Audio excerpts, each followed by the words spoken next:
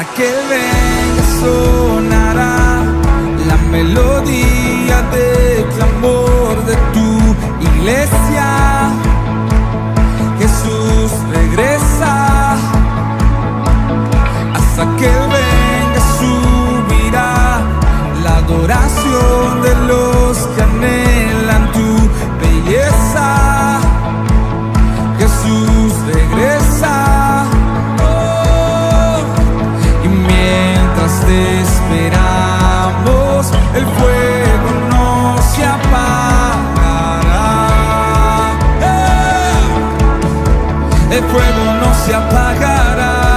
Ábranse, ábranse las puertas, el Rey de Gloria viene ya. Oh, y todo ojo le verá. Declaramos: toda lengua y toda nación, toda lengua y toda nación, toda lengua y toda nación, alabe tu nombre, alabe tu nombre. Toda lengua y toda nación, toda lengua y toda nación, toda lengua y toda nación, alabe tu nombre. Oh, oh, oh, oh.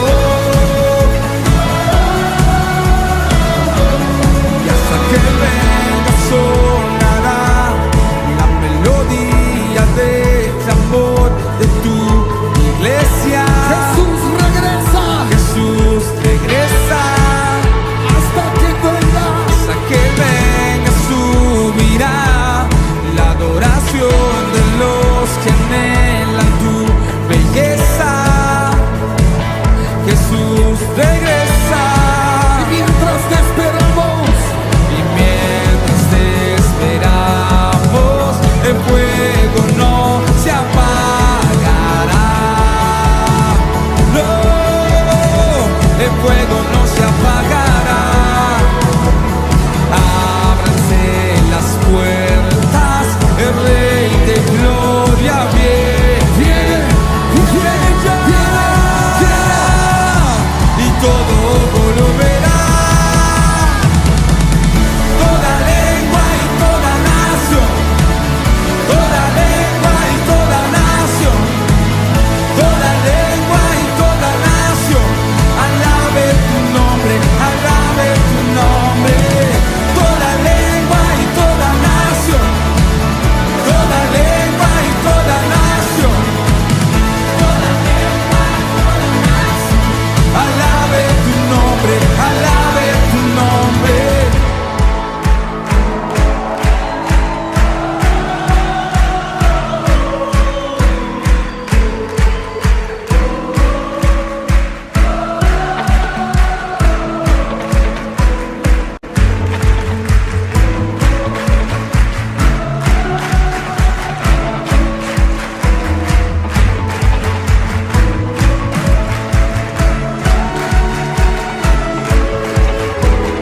Santo y digno es el Cordero que murió y resucitó. Santo y digno es el Cordero que murió y resucitó, resucitó, resucitó.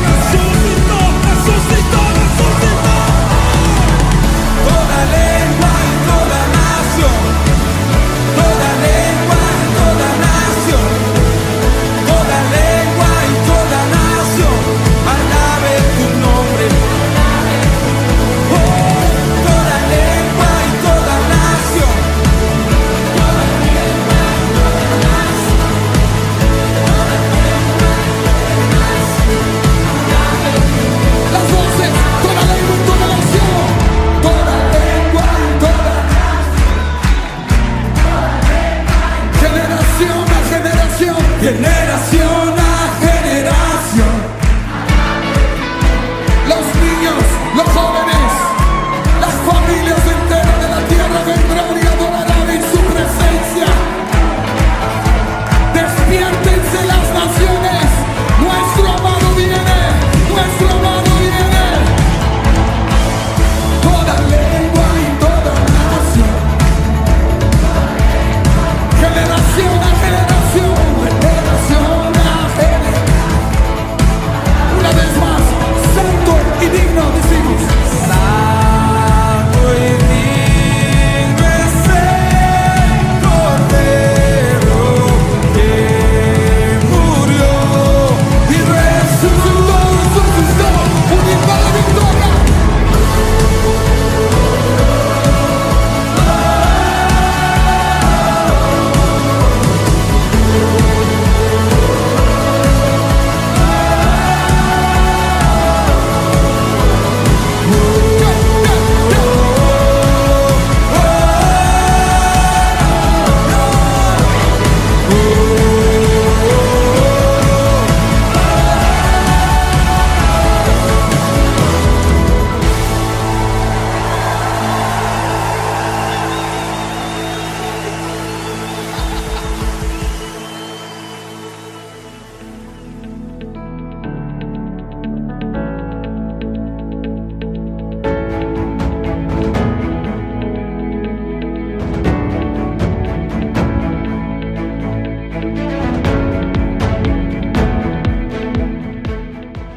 Bendiciones, Iglesia Restauración, amadas familias de Iglesia Restauración, les saludamos con todo nuestro corazón, con todo el gozo y la alegría que nos produce iniciar un nuevo año, 2025. Oportunidad que el Señor nos da para no solo seguir adelante, sino alcanzar aquello que no pudimos lograr el año pasado, pero que hoy, en este nuevo año, Dios nos permite y nos da de su gracia y de su bendición para seguir adelante en todo. Les damos la bienvenida a todos los que forman parte de su presencia en casa, desde nuestros líderes familiares, nuestros supervisores y todos aquellos que siguen participando con nosotros de manera comprometida, no solamente involucrados en la visión de alcanzar a México para Cristo, sino que también están comprometidos, constreñidos, motivados, inspirados por el amor del Señor revelado en nuestros corazones. Así que les damos la bienvenida a este nuevo año que será de grande bendición. Claro que será de grande bendición porque el Señor nos dice que nos lleva de gloria en gloria, de victoria en victoria, y que la gloria postrera de su casa será mayor que la gloria primera. La gloria del año pasado fue hermoso, fue maravilloso, maravillosa. Sin embargo, en este 2025 tenemos la promesa y la convicción de que la gloria será mayor, se irá revelando a una nueva dimensión en nuestras vidas, en nuestros corazones, y donde quiera que tú y yo llevemos el Evangelio, que es Cristo en nosotros, la esperanza de gloria.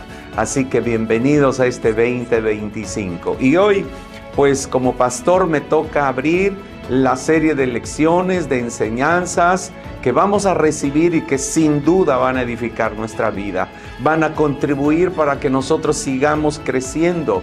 Van a contribuir para que nosotros sigamos alcanzando el conocimiento de nuestro Señor Jesucristo. Y eso mismo nos lleve a una madurez en nuestro carácter, o mejor dicho, una madurez espiritual que no es otra cosa que el carácter de Cristo manifestado en nuestras vidas y a través de nuestras vidas. Así que gloria a Dios, y hoy quiero tomar o iniciar con un tema que pienso que va a ser el tema central, no solamente que vamos a enseñar, sino el tema central que creo va a guiar nuestras vidas en este 2025. Así que quisiera ponerle por título a esta enseñanza, ir es un mandamiento urgente, no una opción para considerar. Otra vez, el título de nuestra lección hoy es ir. Es un mandamiento urgente, no una opción para considerar. Y por supuesto, vamos a tomar dos pasajes muy conocidos. El primero de ellos está en Marcos capítulo 28, versículo 19. Solo vamos a leer el versículo 19. Dice así: Jesús le dijo a sus discípulos. Por supuesto, esta ordenanza sigue vigente para los discípulos en turno, que somos nosotros, que somos tú y yo, como parte de su iglesia. Y entonces Jesús le dijo: por tanto, id y haced discípulos a todas las naciones, bautizándolos en el nombre del Padre y del Hijo y del Espíritu Santo. Vamos ahora a Marcos capítulo 16, 15, y dice así: y les dijo, otra vez Jesús, a sus discípulos. ¿Qué les dijo? Id por todo el mundo y predicad el evangelio a toda criatura. Como ven ustedes, en los dos pasajes resalta la palabra id, la palabra ir, la palabra vayan, la palabra salgan y vayan. Eso es lo que quiere decir. Entonces, quisiera rápidamente, con base en estos pasajes, responder tres preguntas. La primera de ellas es: ¿ir a qué? ¿Ir a qué? Bueno, la palabra que leímos nos da con claridad: ir a predicar el evangelio y a ser discípulos. La ordenanza de Jesús es ir a predicar el evangelio y a ser discípulos. Amén. Predicar entonces tiene que ver con hacer oír, transmitir, proclamar el evangelio a aquellos que no lo conocen o que no han oído del evangelio. Y discipular tiene que ver, hacer discípulos, tiene que ver con enseñar a aquellos que han escuchado el evangelio, que han creído en el evangelio, que han nacido de nuevo. Nuestra responsabilidad como iglesia entonces es ir a predicar a los que no han oído y discipular a aquellos que han creído en este evangelio. La segunda pregunta es: ¿ir a dónde? ¿Ir a dónde? Bueno, la respuesta es clara otra vez en la palabra que leímos: por todo el mundo y a las naciones. Id por todo el mundo e ir a las naciones. Esto nos habla de cuán importante es que comprendamos el propósito global del reino de Dios al que tú y yo pertenecemos. Dios está hablando de y pensando en el mundo, pensando en las naciones. Eso habla de su propósito global al que nosotros como iglesia, que nosotros como cristianos debemos de estar conectados. Ahora bien, este propósito global, por supuesto, empieza desde donde nosotros nos encontramos. Primeramente desde nuestro entorno familiar, después nuestro entorno laboral o donde vivimos. También involucra o nos involucra después como iglesia.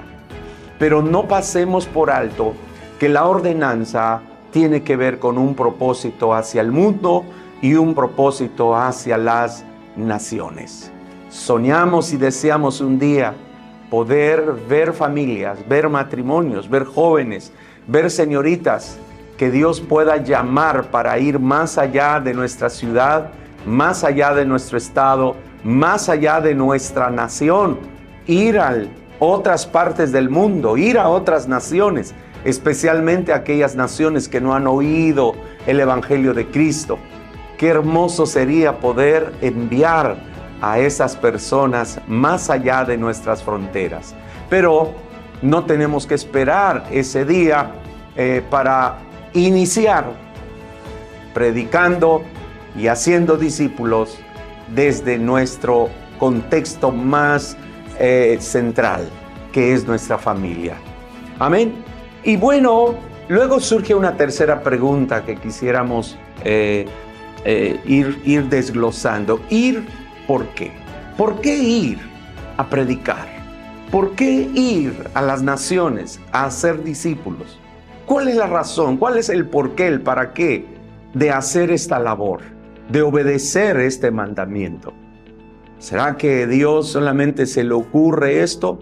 No, sin duda alguna, la respuesta la vamos a encontrar, y quisiera desglosar o encontrar esta respuesta comprendiendo tres aspectos fundamentales del por qué ir, o que nos ayudarán a comprender por qué Jesús, por qué Dios, por qué nuestro Señor quiere que vayamos a predicar al mundo y vayamos a hacer discípulos a las naciones.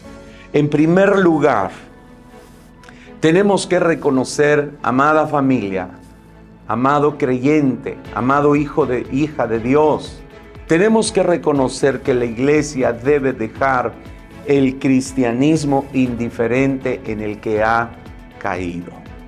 Tenemos y reconocemos que por la gracia de Dios hoy disfrutamos de muchos beneficios de la salvación que hemos obtenido. Hoy como iglesia tenemos un lugar donde reunirnos, tenemos infraestructura, tenemos ministerios y tenemos hombres y mujeres con dones y con talentos espirituales que Dios ha levantado y que hacen muy hermoso los tiempos que pasamos como iglesia o dentro del lugar que hemos diseñado y Dios nos ha dado como familia, que es nuestro auditorio, nuestras instalaciones. Sin embargo, siendo honestos, siendo verdaderamente honestos, tenemos que reconocer que, como dije al principio, hemos caído en un cristianismo indiferente. Hemos caído, amados, en un cristianismo indiferente. ¿Y por qué lo digo? Porque mira, hermanos, afirmamos que solo Cristo salva. Confesamos, declaramos que solo Cristo salva. Profesamos y disfrutamos de nuestra salvación en Cristo. Pero la realidad es que vivimos un cristianismo en silencio, como si la gente y aún muchos de nuestros familiares y amigos que nos rodean en el mundo, al final estarán bien sin Cristo. Mis amados, esto es serio, pero a veces así estamos viviendo nuestro cristianismo. No hablamos de Cristo, no predicamos a Cristo. Los estudiantes en sus escuelas no hablan de Cristo. Los que trabajamos en algún empleo, en alguna fábrica, en alguna empresa, raramente estamos predicando de Cristo. Amén. Los que tenemos un ministerio, los que Dios nos ha regalado dones y que servimos en la iglesia, nos hemos dedicado a ello y hemos perdido de vista la urgente necesidad de predicar el Evangelio y hacer discípulos. Y por eso vivimos un cristianismo silencioso, como si al final de todo la gente y aún nuestros familiares queridos van a estar bien aunque no conozcan a Cristo o no tengan una experiencia con Jesús. Vivimos nuestro cristianismo, mis amados, como si no fuera urgente en absoluto hablarles y predicarles a los demás de Cristo. No es tan importante. No es urgente. Puede esperar o que otros lo hagan. Algunos he escuchado, mis hijos y mis familiares ya los puse en las manos de Dios. Mis amigos, yo estoy orando por ellos, y a veces hasta nos conformamos de orar solamente por la gente que no es salva. Pero Dios no nos mandó a orar por la gente que no es salva. Dios nos mandó a predicar el Evangelio a los que no lo han oído y a hacer discípulos a aquellos que lo han creído y lo han recibido. Amados, vivimos nuestro cristianismo muchas veces sin tener conciencia de todo lo que está en juego, de las condiciones dramáticas y eternas de lo que enseña la Biblia para aquellos que no creen en Jesucristo.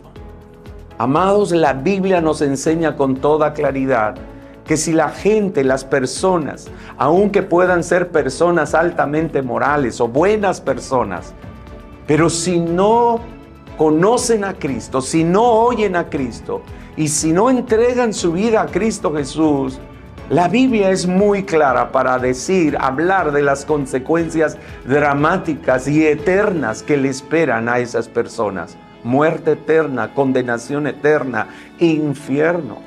Y yo muchas veces me pregunto, ¿qué tanto amamos a nuestros hijos que no han creído? ¿Qué tanto amamos a nuestros familiares que no han creído? ¿Qué tanto amamos a aquellos que les llamamos amigos, pero no les predicamos? No les compartimos de Cristo.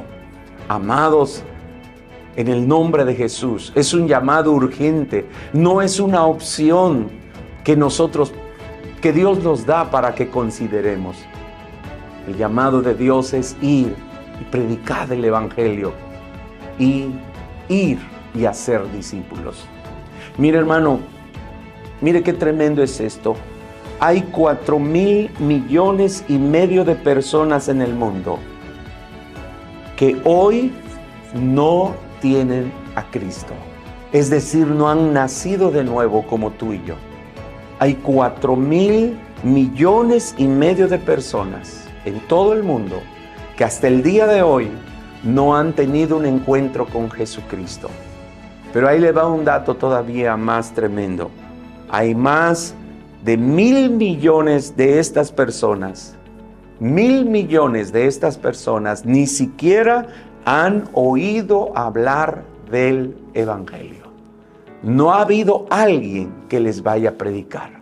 No ha habido alguien que vaya y les haga oír acerca de este Evangelio que es Cristo Jesús. Oh, qué tremendo es esto, hermanos. Entonces, estamos respondiendo ir por qué. ¿Cuál es la razón? ¿Cuál es el para qué? ¿Cuál es el propósito por el cual Dios quiere que vayamos? Primero tenemos que reconocer que tenemos que despojarnos de este cristianismo indiferente y alinearnos al deseo, a la ordenanza de Cristo Jesús que le dio a sus discípulos y que sigue todavía vigente y que no va a desaparecer sino hasta cuando Él regrese. Mientras tanto, debemos de alinearnos a esa ordenanza, a ese mandamiento. Pero en segundo lugar, ¿qué dice la Biblia sobre aquellos que no han oído el Evangelio? ¿Qué es lo que la Biblia dice sobre aquellos que hasta el día de hoy no han oído el Evangelio? Bueno, quisiera que vayamos al libro de Romanos. Vamos al libro de Romanos, por favor, y vamos a ir leyendo algunos pasajes que nos dan luz sobre lo que estamos mencionando o preguntando. ¿Qué dice la Biblia sobre aquellos que no han oído el Evangelio? En Romanos capítulo 1, versículo 19, dice así la palabra: porque la ira de Dios se revela desde el cielo contra toda impiedad e injusticia de los hombres que detienen con injusticia la verdad. Versículo 19 dice: porque lo que de Dios se conoce les es manifiesto, pues Dios se lo manifestó. Porque las cosas invisibles de Él, su eterno poder y deidad, se hacen claramente visibles desde la creación del mundo, siendo entendidas por medio de las cosas hechas, de modo que no tienen excusa. Primero, todas las personas de cualquier nación, de cualquier país, de África, de Asia, de Europa, de América del Sur, de América del Norte, todas las personas saben de Dios. Aquí está escrito. Todas saben de Dios. Todas tienen una idea de Dios. Todos tienen un sentir de Dios. Esa es una realidad. Ahora, no es lo mismo saber de Dios que conocer a Dios. ¿Me entiende? Pero según este texto, todas las personas tienen un sentir, un pensamiento, un saber, una información acerca de Dios. Pero ahora vamos a leer los versículos 21 hasta el versículo 28. Mire, dice así: pues habiendo conocido a Dios, no le glorificaron como a Dios ni le dieron gracias, sino que se envanecieron en sus razonamientos y su necio corazón fue entenebrecido. Profesando ser sabios, se hicieron necios y cambiaron la gloria del Dios incorruptible en semejanza de imagen de hombre corruptible, de aves, de cuadrúpedos y de reptiles. Por lo cual también Dios los entregó a la inmundicia en las concupiscencias de sus corazones, de modo que deshonraron entre sí sus propios cuerpos, ya que cambiaron la verdad de Dios por la mentira, honrando y dando culto a las criaturas antes que al Creador, el cual es bendito por los siglos. Amén. Por esto Dios los entregó a pasiones vergonzosas, pues aún sus mujeres cambiaron el uso natural porque es contra naturaleza. Y de igual modo también los hombres, dejando el uso natural de la mujer, se encendieron en su lascivia unos con otros, cometiendo hechos vergonzosos hombres con hombres y recibiendo en sí mismos la retribución debida a su extravío. Y como ellos no aprobaron tener en cuenta a Dios, Dios los entregó a una mente reprobada para hacer cosas que no convienen. Lo segundo que la Biblia habla acerca de aquellos que no han oído hablar del Evangelio es que todos también rechazan a Dios. Todos rechazan a Dios. Miren lo que el hombre, aun cuando sabe de Dios, pero rechaza a Dios. ¿Por qué? Número uno, no le glorificaron como a Dios. No le dieron gracias a Dios. Cambiaron la gloria del Dios incorruptible. Versículo dice, cambiaron la verdad de Dios por la mentira. Y finalmente no aprobaron tener en cuenta a Dios. Estos rasgos que acabo de mencionar hablan de la gente que, aunque sabe de Dios, han rechazado a Dios. Y usted puede mirar todo el efecto y las consecuencias por rechazar a Dios, por cambiar la gloria de Dios, por menospreciar la gloria de Dios, por no aceptar la gloria de Dios en sus vidas. Pero número 3, y leemos en Romanos capítulo 3, versículo 9, dice así: ¿qué pues? ¿Somos nosotros mejores que ellos? En ninguna manera, pues ya hemos acusado a judíos y a gentiles que todos están bajo pecado. Todos están bajo pecado. Como está escrito, no hay justo ni aun uno. No hay quien entienda, no hay quien busque a Dios. Todos se desviaron, a una se hicieron inútiles. No hay quien haga lo bueno. No hay ni siquiera uno. Eso dice la Biblia. Entonces, todos saben de Dios, pero también todos han rechazado a Dios. Y por lo tanto, todos son culpables delante de Dios. Todos los seres humanos son culpables delante de Dios. No hay una persona en todo el universo que sea inocente delante de Dios. Todos los hombres, no importa su condición social, no importa su condición intelectual, no importa su color de piel, no importa en la nación en que haya nacido, ni siquiera importa si es una buena persona o es una mala persona. La Biblia dice que todos son culpables ante Dios. Por eso Pablo y en la Biblia dice, no hay justo ni aun uno, no hay quien entienda, no hay quien busque a Dios. A veces nosotros decimos y le invitamos a la gente, busca a Dios. Hermanos, la gente no puede buscar a Dios. ¿Por qué no puede buscar a Dios? Porque están muertos espiritualmente. Y por eso necesitan oír el Evangelio. Porque no solamente es un mensaje de Jesús, es una palabra de vida. Es la palabra de vida que el Espíritu toma para resucitar a aquellos que están muertos. Entonces la Biblia dice que todos son culpables ante Dios. Romanos capítulo 3, versículo 19 al 20, mire qué dice. Pero sabemos que todo lo que la ley dice, lo dice a los que están bajo la ley, para que toda boca se cierre y todo el mundo quede bajo el juicio de Dios. Ya que por las obras de la ley ningún ser humano será justificado delante de él, porque por medio de la ley es el conocimiento del pecado. Entonces la Biblia también está afirmando que todas las personas, todos los hombres están bajo condenación, bajo el juicio de Dios por rechazarlo.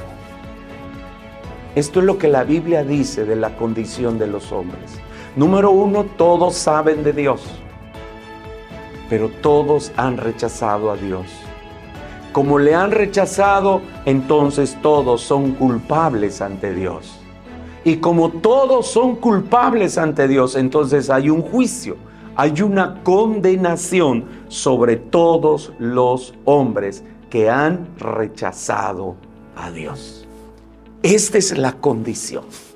Y hermanos, entender y tener una conciencia de la condición del hombre nos debe inspirar y nos debe animar a obedecer el mandamiento de Dios de ir y predicar el Evangelio, ir y hacer discípulos. Sin embargo, ante la condición lamentable, dramática, triste del hombre, hay una respuesta de Dios, mis amados.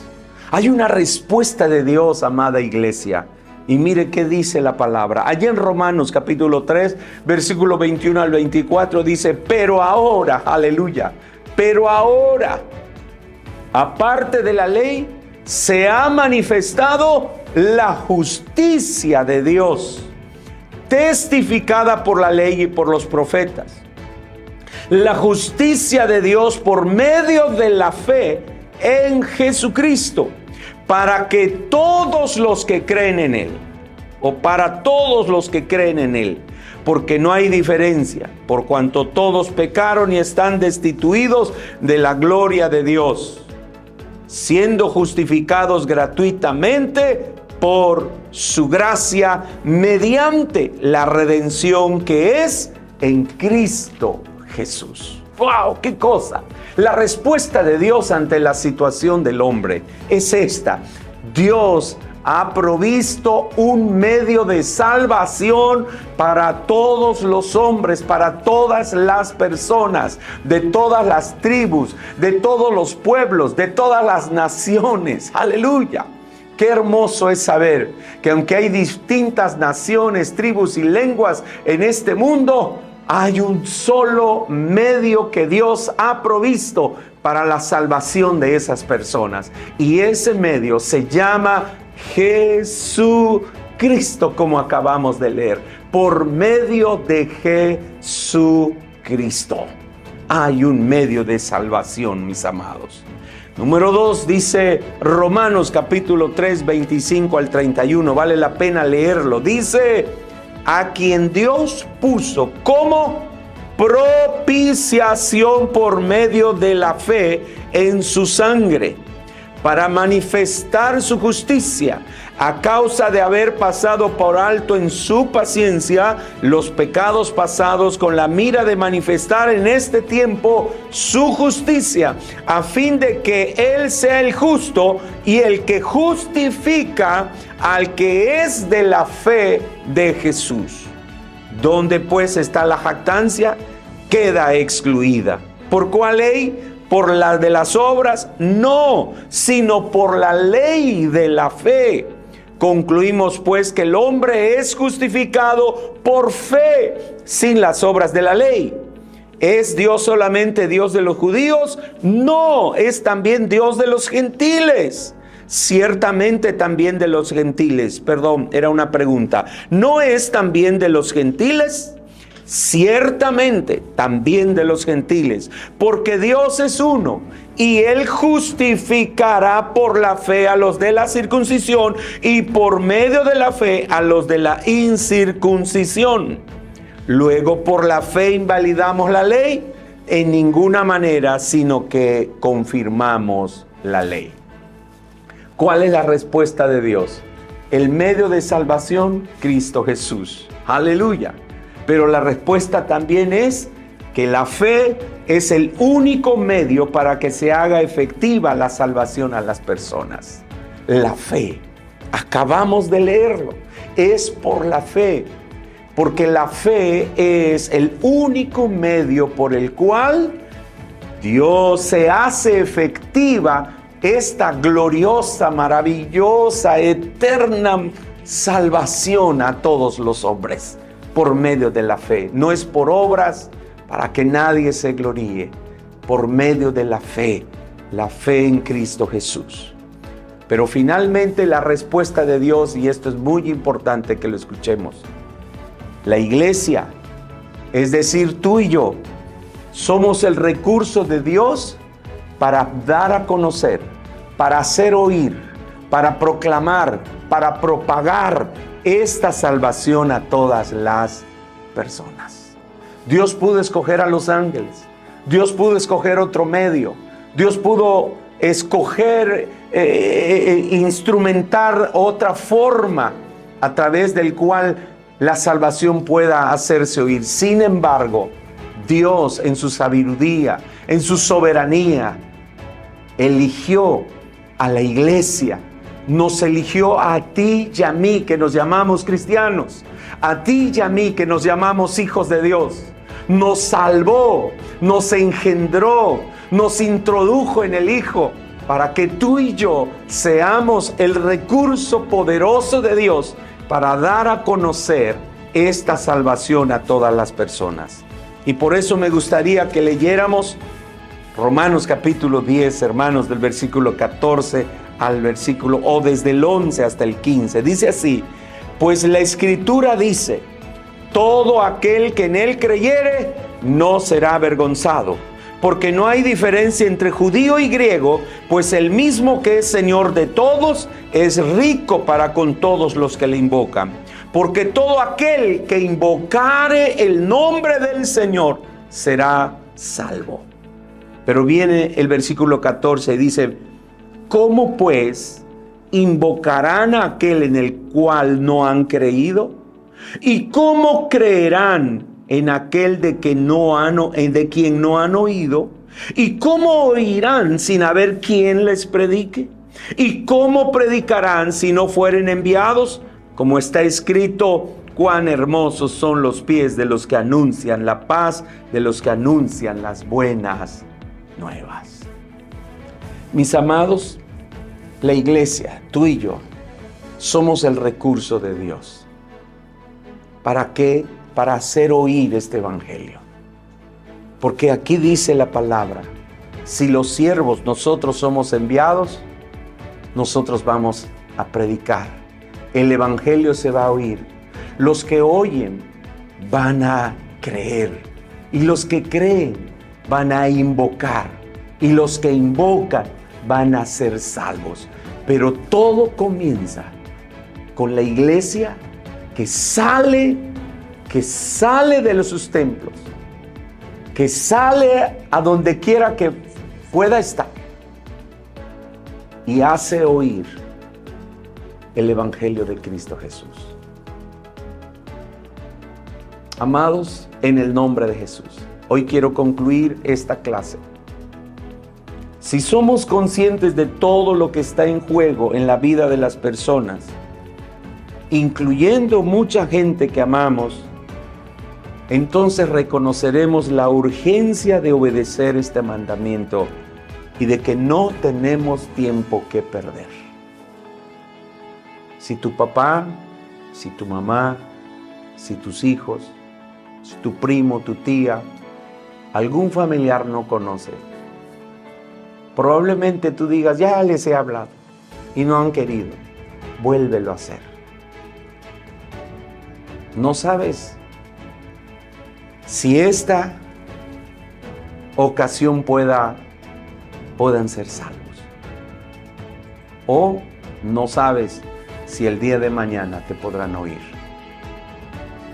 Hemos visto lo dramático que puede ser que las personas no oigan el Evangelio de Cristo para que puedan creer.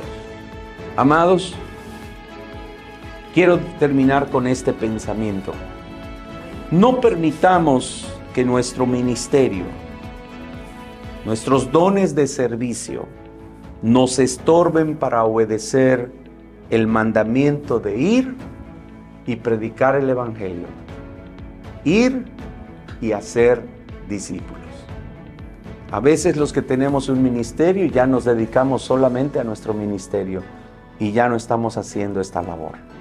A veces la gente que tiene sus dones y los pone al servicio de la iglesia ya se dedican solamente a hacer y a cumplir su servicio, pero se han olvidado de obedecer este mandamiento de ir, predicar el Evangelio, ir y hacer discípulos.